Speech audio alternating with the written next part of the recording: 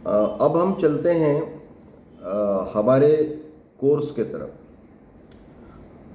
इस कोर्स में मेरी जो सोच है वो मैं आपको बता देता हूँ। मैंने इसके पहले भी साइकोमेट्रिक टेस्ट लगभग 39 लोगों को पढ़ाई है। तब मैं एक साथ 10 टेस्ट पढ़ाता था और फीस ज़्यादा लेता था, पर बाद में मुझे समझ में आया कि उन 39 लोगों में से बहुत अधिकतर लोगों ने उसका यूज़ ही नहीं किया। हार्डली 7-8 लोग ऐसे हैं जो अभी उसका यूज़ कर रहे हैं अपने अपने प्रोफेशन में। बाकी लोगों ने वो सब शायद वाइंड अप करके रख दिया, और बाद में मुझे पता लगा कि भाई उनकी कौन सी टेस्ट कहाँ गई, और उनको कई लोगों को तो याद भी नहीं था कि टेस्ट क्या थी करके। तो मेरे ये समझ में आया कि बहुत ज़्यादा टेस्ट एक साथ पढ़ाने में कोई मतलब नहीं है। तो मैंने इस वक्त स्ट्रैटेजी बदल दी।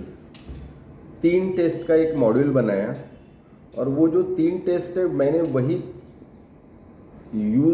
वही रखी हैं जो मैं बहुत फ्रीक्वेंटली मेरे क्लाइंट को डायग्नोसिस करने में जिसका मैं इस्तेमाल करता हूँ। वो तीनों टेस्ट आपको मालूम है। स्टैंडर्ड प्रोग्रेसिव मैट्रिसेस, जिसका शॉर्ट फॉर्म है SPM, इसके बाद मैं इसको SPM ही बोलूँगा। आइजैक पर्सनालिटी क्वेश्चनर, जिसका शॉर्ट फॉर्म है EPQ, इसको भी मैं EPQ बोलूँगा। और कैटल 16 पर्सनालिटी फैक्टर्स, इसको मैं 16PF बोलूँगा। सो ये जो तीनों टेस्ट है, ये तीनों टेस्ट बहुत यूनिक है, और हमको किसी भी एक क्लाइंट के बारे में, चाहे वो किसी भी लेवल के एबनॉर्मेलिटी के साथ या किसी भी लेवल के समस्या के साथ तुम्हारे पास आया है, ये तीनों टेस्ट लेने से आपको वो इंसाइट मिल जाएगा कि हमने आगे में इसके ट्रीटमेंट में कौन सी थेरेपी का इस्तेमाल करना चाहिए, या फिर किस प्रकार इस क्लाइंट के साथ जाना चाहिए। अब यहाँ पर 2 सवाल पैदा होते हैं। जब मैं कह रहा हूँ कि कौन सी थेरेपी का इस्तेमाल करना चाहिए, तो क्या हमको ये पता होना चाहिए कि थेरेपी का इस्तेमाल कौन से थेरेपी का कर रहे हैं?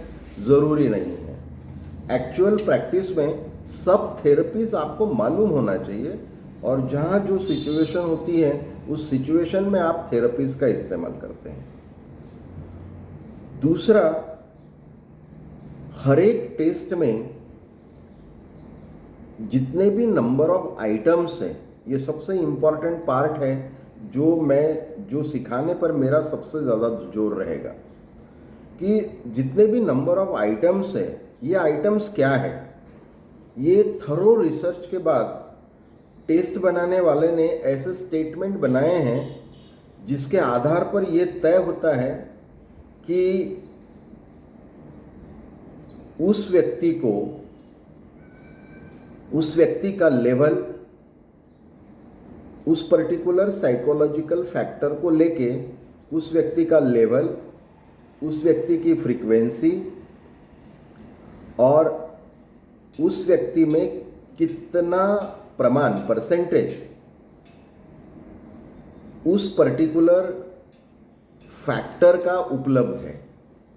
मान लो हम स्ट्रेस के टेस्ट ले रहे हैं, तो स्ट्रेस के टेस्ट में हमको ये पता करना जरूरी है कि टॉलरेंस लिमिट क्या है और बियॉन्ड टॉलरेंस क्या हो रहा है। तो हमको स्ट्रेस का अगर स्कोर है, वो कितने % में स्ट्रेस है ये पता लग जाता है, कितने बार वो स्ट्रेस इवेंट रिपीट होता है जो टॉलरेबल नहीं होता है, यानी कि फ्रीक्वेंसी। और तीसरा जो पार्ट है परसेंटेज, फ्रीक्वेंसी एंड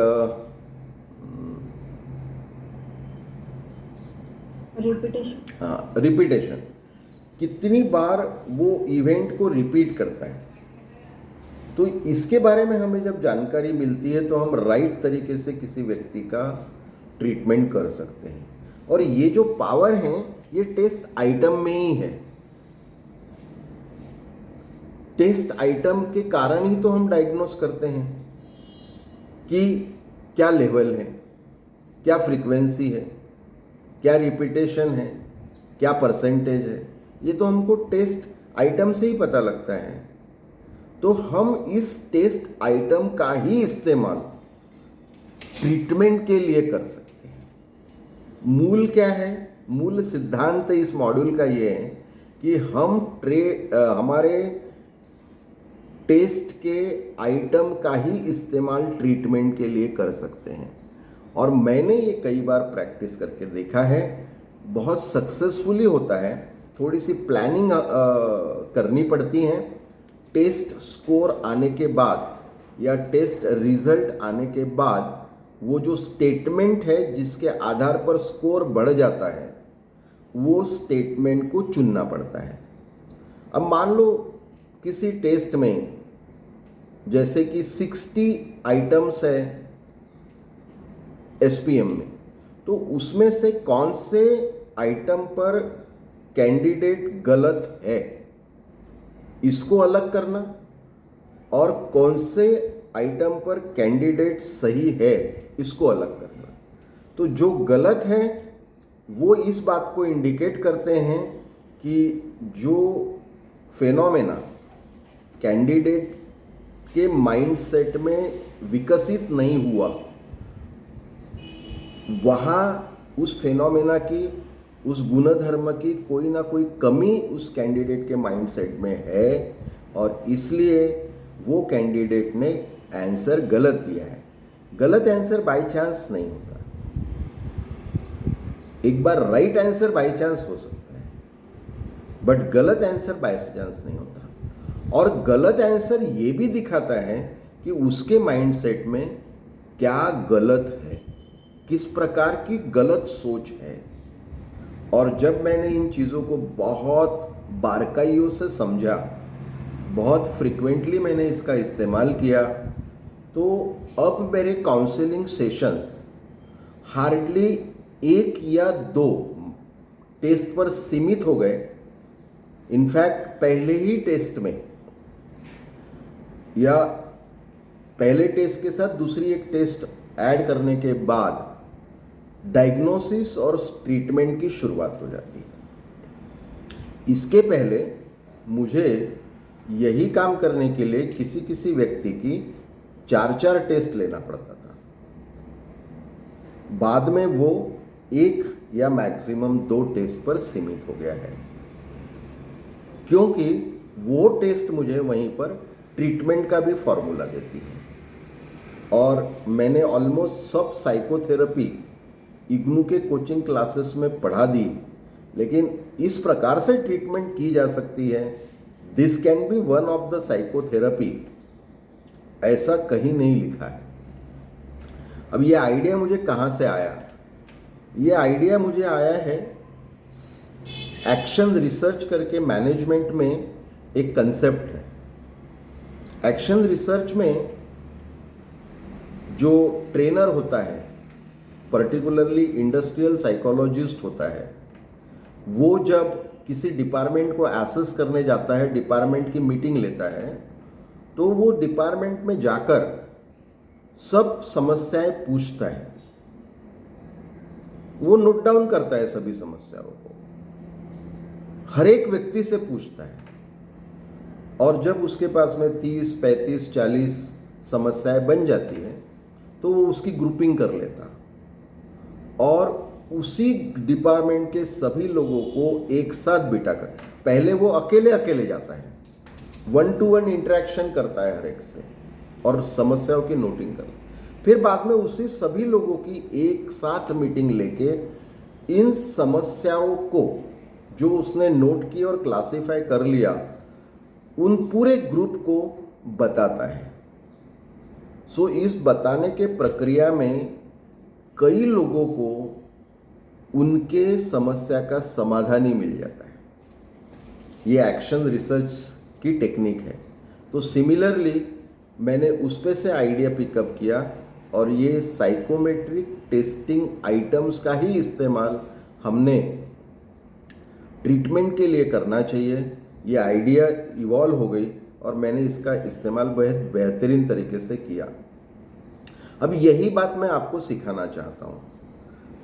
अब क्या इसमें फिर कोई थ्योरी समझने की या थ्योरी नहीं आना चाहिए, नहीं थ्योरी की ज़रूरत नहीं पड़ेगी? नहीं, ऐसा नहीं है।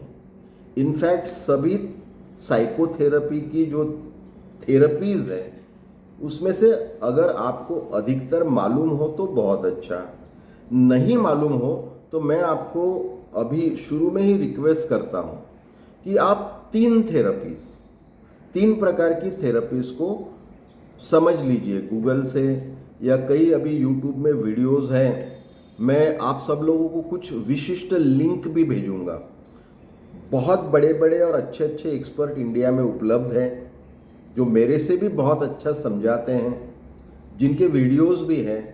जब मैं देखता हूँ तो उसी लिंक को मैं आप लोगों को भेजूंगा और उसमें से आप लोगों को ये समझना है कि वो थेरेपीज़ क्या है। थ्योरी एंड थेरेपी दोनों। जब हम थ्योरी बोलते हैं तो वो ऑथर ने उस कंसेप्ट को कैसे समझा, और जब हम थेरेपी बोलते हैं तो उसने जो कंसेप्ट समझा उसका इस्तेमाल उसने अपने क्लाइंट के प्रॉब्लम को सॉल्व करने में कैसे किया, दैट इज थेरेपी। तो थ्योरी और थेरेपी कोलैटरल होती है, कॉम्प्लीमेंट्री होती है एक दूसरे को। अभी सबसे पहले आपको अच्छी काउंसलिंग करना है तो फ्राइड का साइको एनालिसिस आपको समझना जरूरी है। उसका कारण भी मैं बता देता हूँ, क्योंकि फ्राइड का साइको एनालिसिस हमारे अनकॉन्शियस माइंड से डील करता है, और अनकॉन्शियस माइंड में बहुत सारी रिप्रेस्ड और सप्रेस्ड इंफॉर्मेशन होती है, पैदा होने से लेके हमारे तक आज तक के एज तक।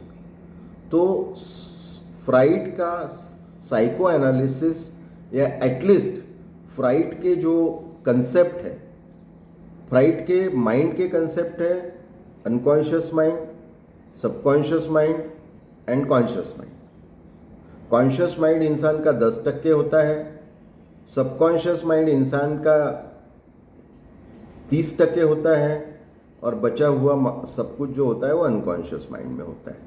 सबकॉन्शियस माइंड और अनकॉन्शियस माइंड में बहुत ज़्यादा फर्क नहीं किया है थेरिस्ट ने।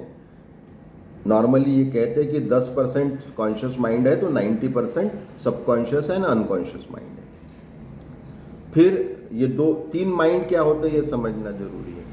फिर फ्राइड का Eid, ego and super ego, ये 3 कंसेप्ट को समझना चाहिए। ईद प्रीमैच्योर डिजायर होती है, सुपर ईगो रैशनल रीजनिंग होता है, और ईगो बैलेंसिंग बिहेवियर होता है ईद और सुपर ईगो के बीच में। फिर उसकी जो 5 stages of development of personality है, बस उसको समझना चाहिए कि कौन से लाइफ स्पैन के पीरियड में कौन सी डेवलपमेंट की स्टेज माइंड को डोमिनेट करती है या माइंडसेट को गवर्न करती है, रूल करती है।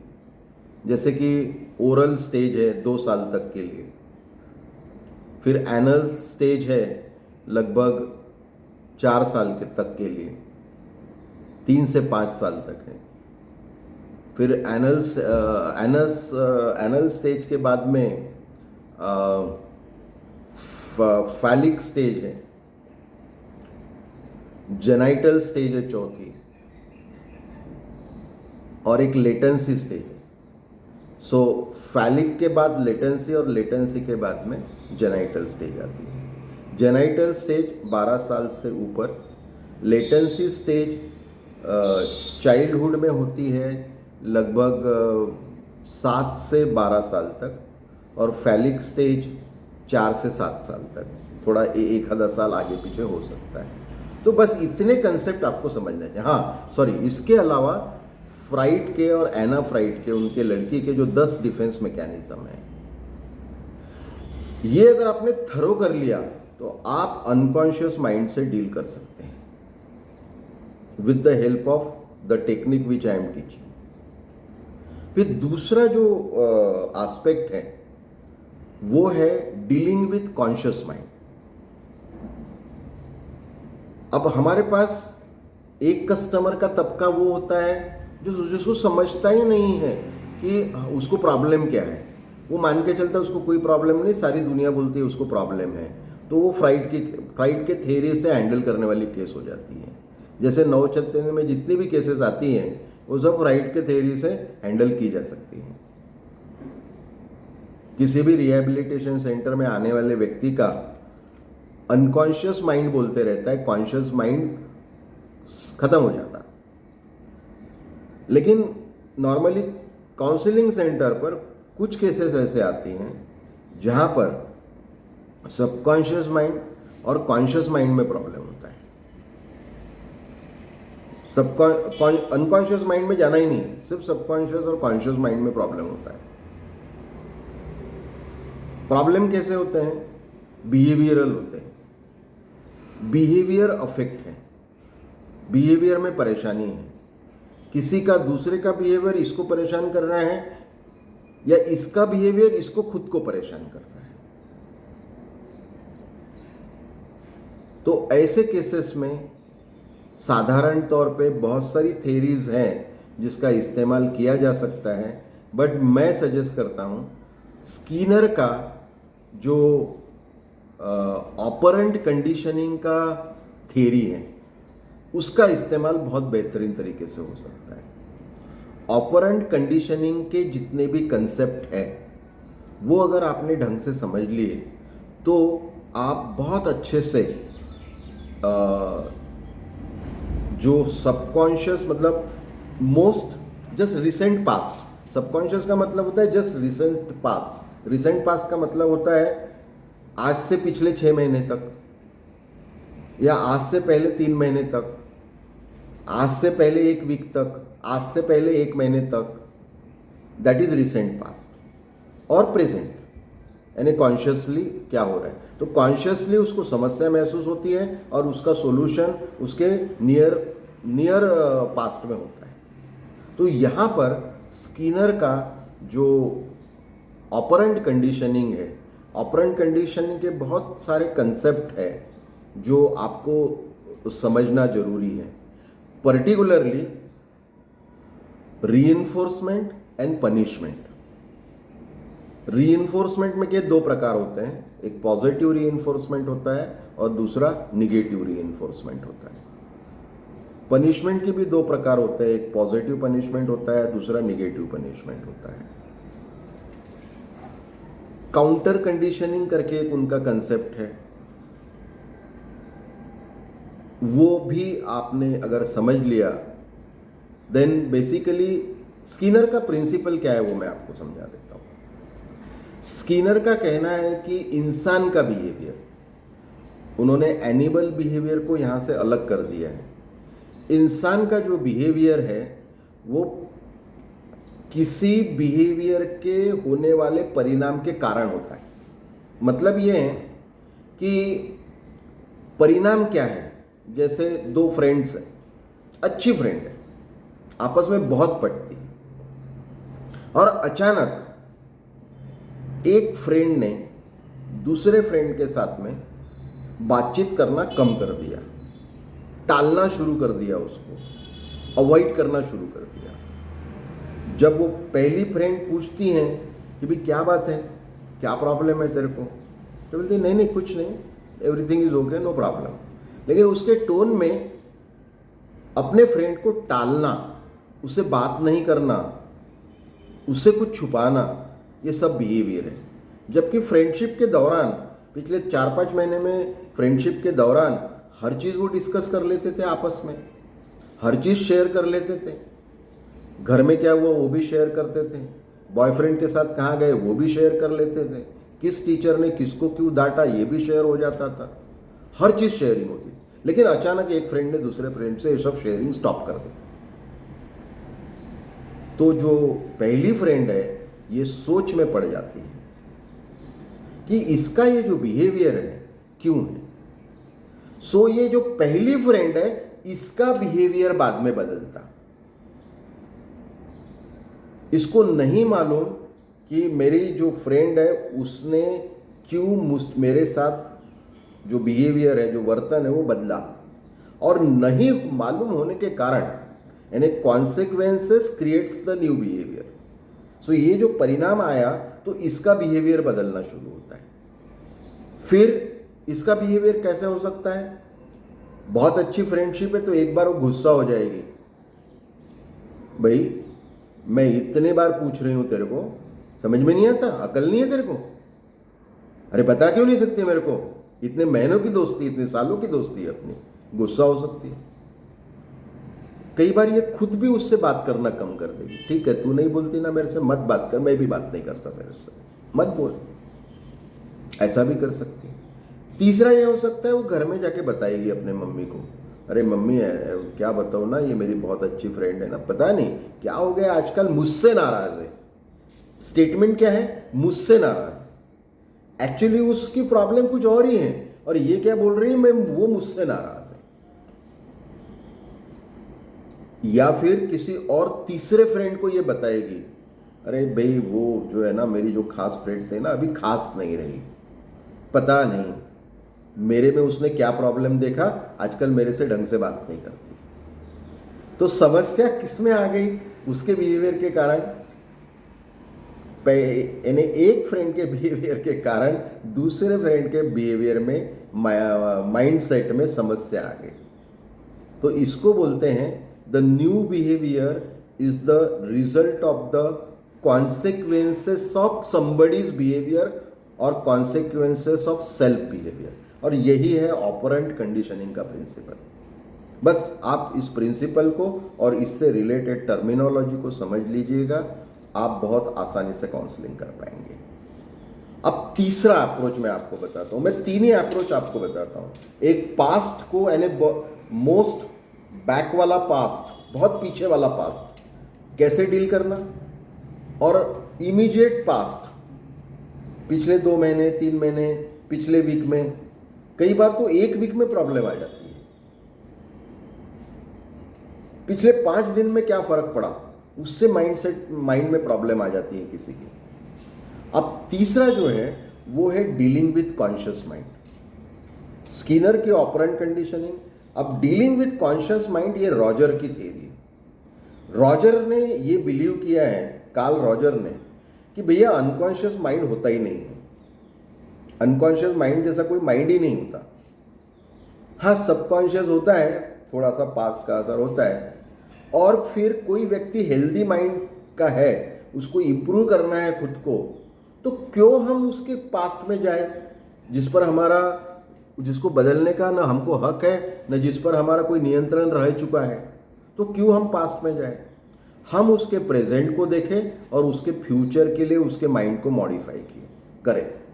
यह कार्ल रॉजर का कंसेप्ट है। तो उसने पूरा फोकस जो है वो कॉन्शियस माइंड पर रखा है कि कॉन्शियस माइंड का कैसे इस्तेमाल करना। और कार्ल रॉजर ने कॉन्शियस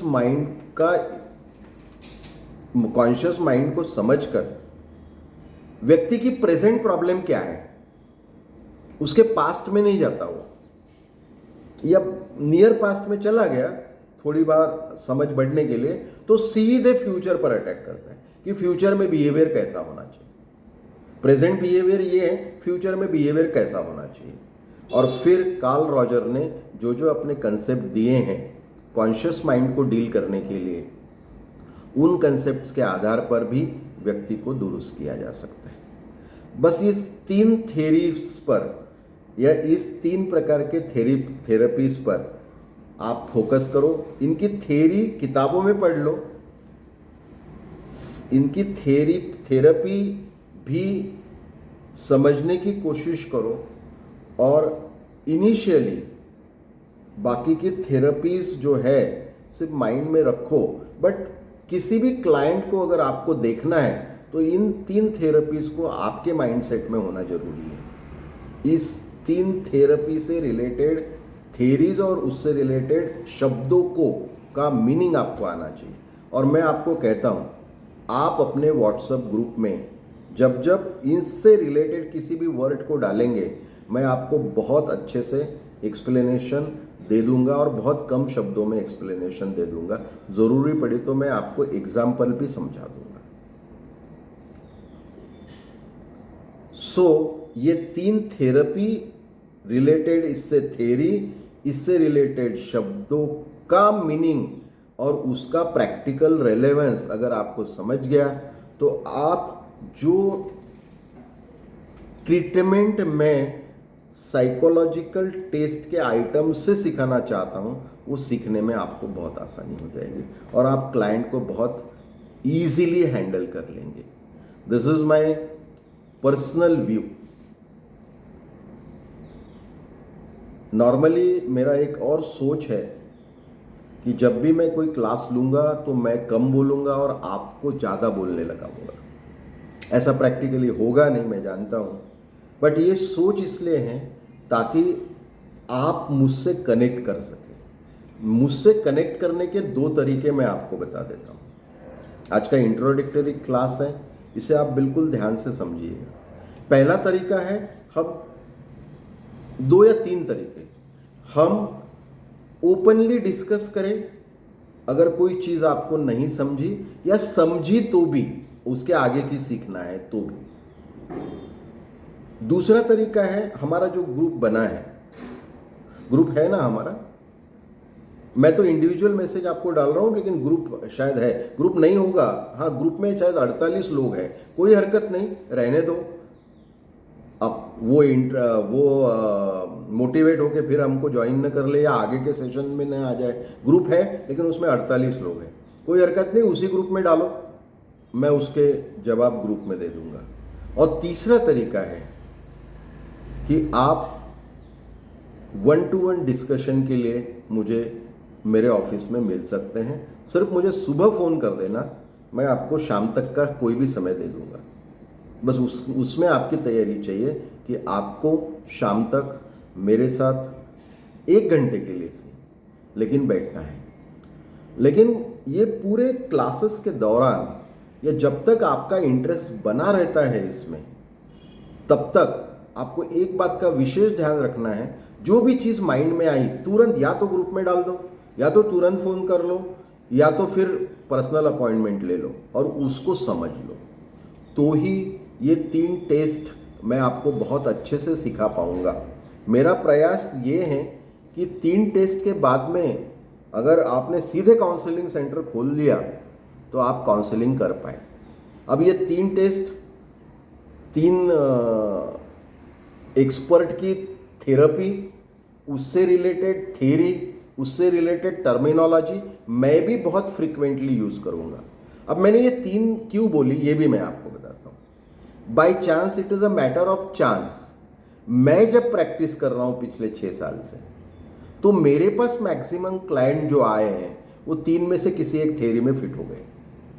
एक्सेप्शनली जैसे कोई मेंटली रिटार्डेड बच्चा आ गया तो उसके लिए अलग सोचना पड़ा, या कोई सिजोफ्रेनिक व्यक्ति आ गया तो उसके लिए अलग सोचना पड़ा। लेकिन मेंटली रिटार्डेड और सिजोफ्रेनिक आते ही बहुत कम है, क्योंकि मेंटली रिटार्डेड और सिजोफ्रेनिक ये लोग साइकियाट्रिस्ट के पास ज़्यादा जाते हैं, साइकोलॉजिस्ट के पास कम आते हैं। ये से दोनों के बीच में जो मेंटली रिटार्डेड भी नहीं है लेकिन इंटेलिजेंस लो है वो तुम्हारे पास आएगा। जो सिजोफ्रेनिक नहीं है लेकिन हाइपोमैनिक है, जो मैनिक है, जो ADHD है, अटेंशन डेफिसिट है, OCD है, ऐसे लोग आपके पास आएंगे। तो हमने उस एंगल से अपनी स्वयं की तैयारी करनी है। और इस 3 टेस्ट को सीखने का मतलब टेस्टिंग को सीखना है, लेकिन इससे ज़्यादा बड़ा मतलब ये है कि आपको ट्रीटमेंट को भी सीखना है। तो ही आपके दिए हुए पैसे से वैल्यू आपको ज़्यादा मिली, ऐसा मैं मानूंगा। मेरे लिए आपसे कितने पैसे लिए ये इंपॉर्टेंट नहीं है, मैंने जो वैल्यू आपको दी वो आपके दिए हुए पैसे से ज़्यादा होनी चाहिए, ये मेरे लिए ज़्यादा इंपॉर्टेंट है। सो let's for another 10 minutes we'll have some questions from your side. So I will stop here.